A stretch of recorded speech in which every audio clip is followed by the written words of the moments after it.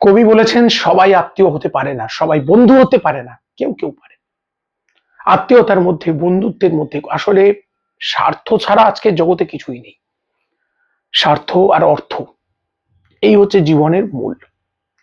তো এখন একটা জিনিস যদি লক্ষ্য করেন, কোনো আত্মীয় পরিজনের মধ্যে, আপনজনের মধ্যে যদি একটা জিনিস লক্ষ্য করেন, আপনাকে সাবধান হয়ে যেতে হবে এবং তার সঙ্গে আত্মীয়তা ক্লোজ করতে হবে। আমি বলি, আপনাকে ফোন করে না, খবর নেয় না, হঠাৎ করে ফোন, হ্যালো, কেমন আছো গো, অনেকদিন খবর নেওয়া হয় না। দুটো মিষ্টি কথা বলার পরেই বলবে, আমি না একটা সমস্যায় পড়েছি, আমাকে একটা হেল্প করবে। আপনি তার ওই মিষ্টি কথা শুনে গলে জল হয়ে বললেন, হ্যাঁ হ্যাঁ বলো, চেষ্টা করছি।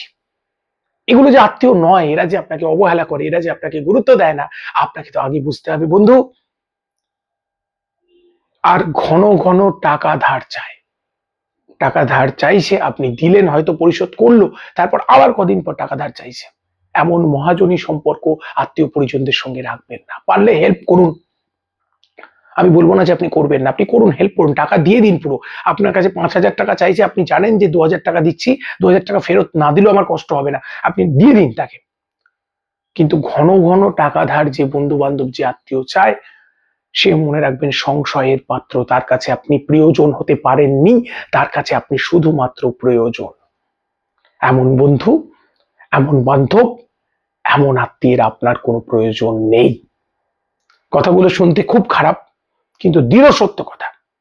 লক্ষ্য করে দেখবেন, আপনার থেকে যারা টাকা ধার নেয়, ঘন ঘন টাকা ধার চাইছে, এমন আত্মীয় যদি থাকে, আপনার বিপদ আপদের সময়, চরম মুহূর্তের সময় আপনি কত পার্সেন্ট তাদের সহযোগিতা পেয়েছেন? পাবেন না, অধিকাংশ ক্ষেত্রেই শুধু বেইমানি পাবেন।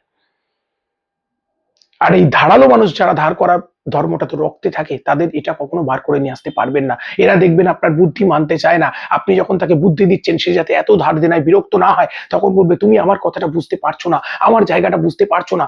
কখনো মতামত নেবে না, নিজের মতে চলবে। তো তাদের থেকে এগিয়ে চলাই মঙ্গল।